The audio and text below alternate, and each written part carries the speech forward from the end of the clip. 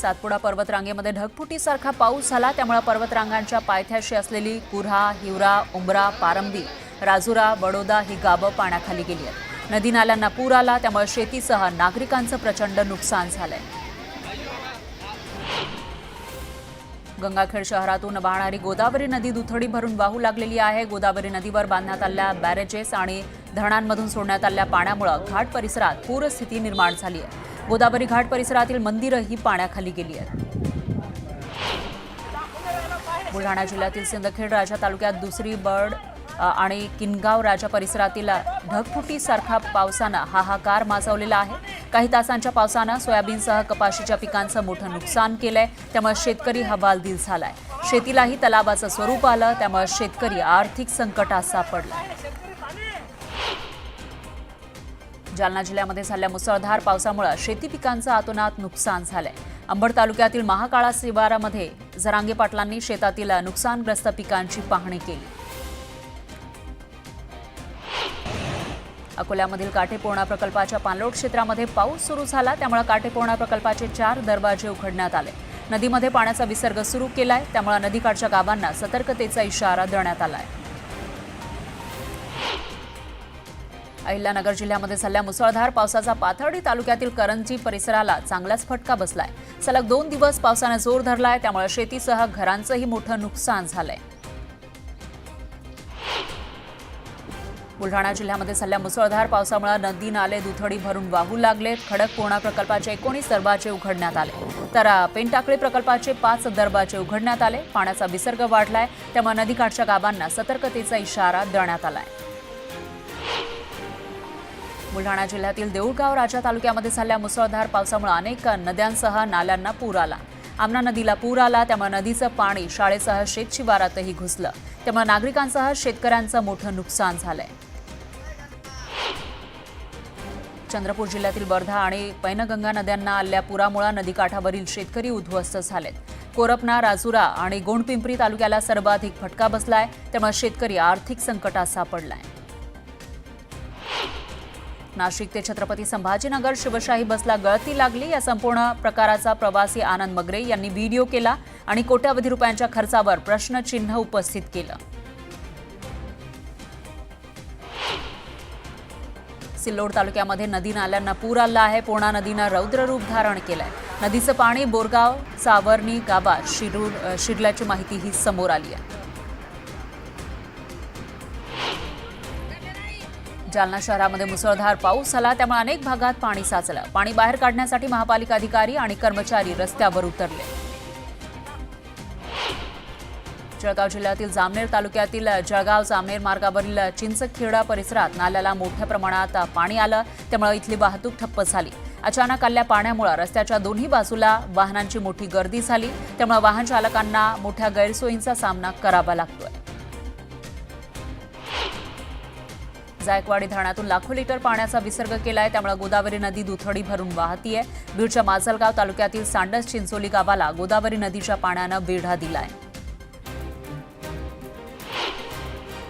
चंद्रभागा नदीला पुन्हा पुराचा वेढा बसलेला आहे। उजनी आणि वीर धरणातील पाण्यामुळे भीमा नदीच्या पाणी पातळीत मोठा विसर्ग सोडण्यात येतोय, त्यामुळे भक्त पुंडलिकाच्या मंदिरासह अनेक मंदिरांना पुराच्या पाण्यानं वेढा घातलेला आहे आणि यंदा सलग 6व्यांदा भीमा नदीच्या पाणी पातळीत वाढ झाली आहे। जालना जिल्ह्यातील विरेगाव इथल्या कल्याणी नदीला तब्बल 5 वर्षांनंतर पूर आलाय। विरगाव महसूल मंडळामध्ये जोरदार पावसानं हजेरी लावली, त्यामुळे नदी नाल्यांना पूर आलाय। छत्रपती संभाजीनगरच्या चरंडी बनवटी मंडळामध्ये ढगफुटीसारखा पाऊस झाला। बोरमाळ तांडा इथं पावसाचं पाणी शिरलं, त्यामुळे अनेकांचे संसार उघड्यावर पडले। आपल्या सरच्या राजाला बाहेर काढण्यासाठी बळीराजानं आपला जीव पणाला लावला। शेतकऱ्यांना पुराच्या पाण्यातून जनावरांना बाहेर काढलं।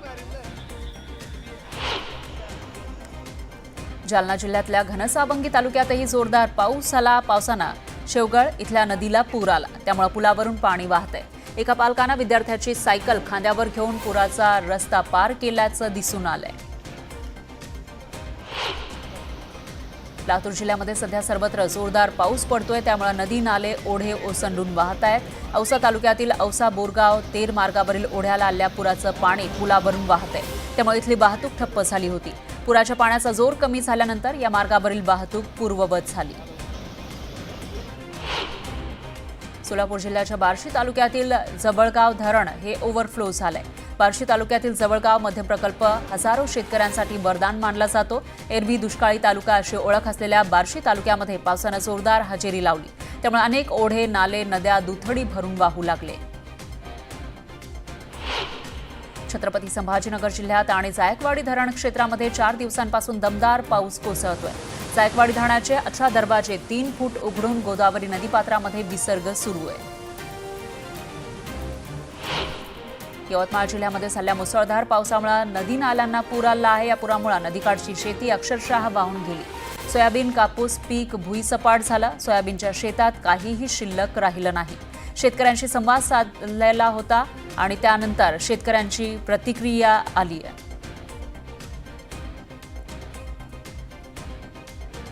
यानंतर घेऊयात एक छोटासा ब्रेक.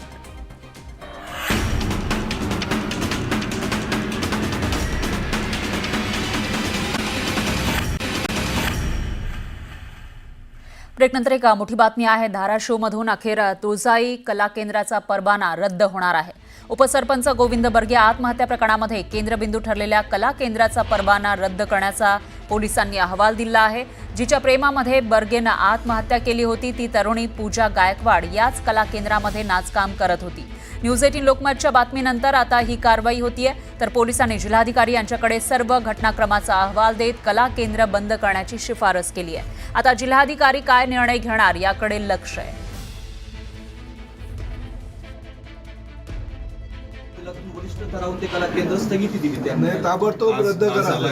ताबडतोब रद्द करा आणि असे फक्त एक कला केंद्र नाही त्या ठिकाणी घटना घडली म्हणून अशा कला केंद्राच्या नावाखाली जर चुकीच्या पद्धतीनं काही गोरगरीब शेतकऱ्यांची फसवणूक होत असेल, पिळवणूक होत असेल, ताबडतोब सगळी कला केंद्र ही बंद करा.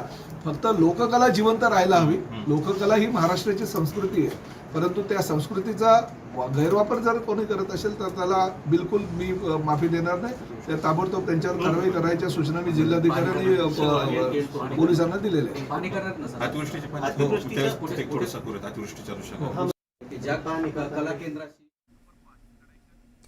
यानंतर पुन्हा घेऊयात बातम्यांचा सुपरफास्ट आढावा. सोलापुरात बंजारा समाजानं भव्य मोर्चा काढला. बंजारा समाजाला एसटी आरक्षण लागू करा या मागणीसाठी बंजारा समाज रस्त्यावर उतरला.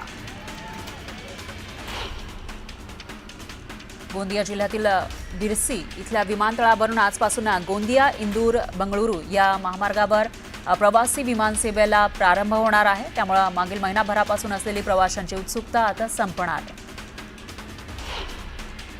देवळा तालुक्यातील शेतकरी आक्रमक झालेत. कांद्याच्या भावात सततची घसरण सुरूच आहे. त्यामुळे शेतकऱ्यांच्या संतापाचा उद्रेक झाला. संतप्त शेतकऱ्यांनी बाजार समितीच्या बाहेर रास्ता रोको आंदोलन केलं आणि कांद्याला योग्य भाव देण्याची मागणी केली. वसई विरार पालिकेनं हायवे लगत असणाऱ्या टपऱ्या हटवल्या होत्या. मात्र काही दिवसात ही कारवाई वादाच्या भोवऱ्यात सापडलेली आहे. कारवाईच्या काही दिवसानंतर पुन्हा टपऱ्या, डबे, दुकानं ज्या जागी होती त्याच ठिकाणी पुन्हा लावण्यात आले. त्यामुळे पालिकेच्या या कारवाईकडे संशयाच्या नजरेनं बघितलं जातंय. अमरावतीच्या तिवसा तहसील कार्यालयावर शेतकऱ्यांनी आक्रमक आंदोलन केलं. मुसळधार पावसामुळे सोयाबीन आणि पराठी या पिकांचं नुकसान झालंय. त्यामुळे खराब झालेलं सोयाबीनचं रोपटं तहसीलच्या पायऱ्यांवर फेकत सरकारविरोधात जोरदार घोषणाबाजी करण्यात आली. रायगडच्या कर्जतमधील महाराष्ट्र समृद्ध पंचायत राज अभियान या कार्यक्रमात कर्जतमधील गटविकास अधिकारी यांच्यावर अजितदादांच्या राष्ट्रवादीनं निलंबनाची कारवाई केली. शासकीय कार्यक्रमात राजकीय पुढाऱ्यांना संधी दिल्यानं गटविकास अधिकारी यांच्यावर निलंबनाची मागणी करण्यात आली आहे. अखिल भारतीय मराठी नाट्य परिषदेच्या कोल्हापूर शाखेतर्फे दिला जाणारा संगीत सूर्य केशवराव भोसले स्मृती पुरस्कार ज्येष्ठ सिने अभिनेते अशोक सराफ यांना जाहीर झालाय. रोख 51,000 रुपये, शाल, श्रीफळ, पुष्पगुच्छ, मानपत्र असं पुरस्काराचं स्वरूप आहे. नाशिकच्या देवळा तालुक्यामध्ये शिवनिश्चल सेवाभावी ट्रस्टच्या वतीनं न्यूज 18 लोकमतचे वृत्त निवेदक विलास बडे यांना शिवनिश्चल पुरस्कार देऊन सन्मानित करण्यात आलं. माजी कृषी मंत्री पद्मविभूषण शरद पवार यांच्या हस्ते हा पुरस्कार प्रदान करण्यात आला.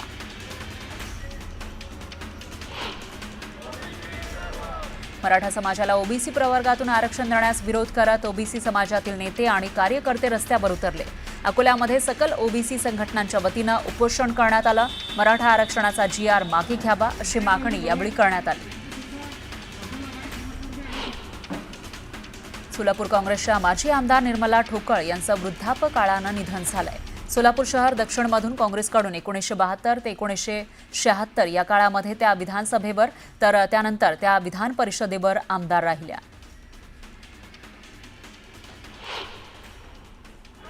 घोडबंदरवासीय रस्त्यावर उतरले. घोडबंदरच्या नागला बंदर जंक्शन या ठिकाणी मोठ्या प्रमाणामध्ये नागरिक रस्त्यावर उतरले. त्यामुळे गायमुखकडून ठाण्याच्या दिशेने जाणारी वाहतूक ठप्प झाली. रस्त्यावरील निकृष्ट दर्जाचं काम आणि त्यामुळे होणाऱ्या अपघातामुळे घोडबंदरकर आक्रमक झाले. अकोला शहरामध्ये ईदच्या दिवशी औरंगजेबाच्या फोटोला दुधानं स्नान घालण्यात आल्यानं वातावरण तापलं होतं. या प्रकरणी पोलिसांनी 10 जणांवर गुन्हा दाखल केला आहे आणि 3घांना अटक केली आहे. महाराष्ट्र आणि गोवा राज्याच्या सीमेवर ओमकार नावाच्या हत्तीनं धुडघूस घातलाय. बागायती शेतीची नासधूस केली आहे. केळीच्या बागांचंही नुकसान केलंय. यावेळी 25 कर्मचारी आणि ड्रोन कॅमेऱ्याच्या माध्यमातून या हत्तीवर वन विभाग नजर ठेवून आहे.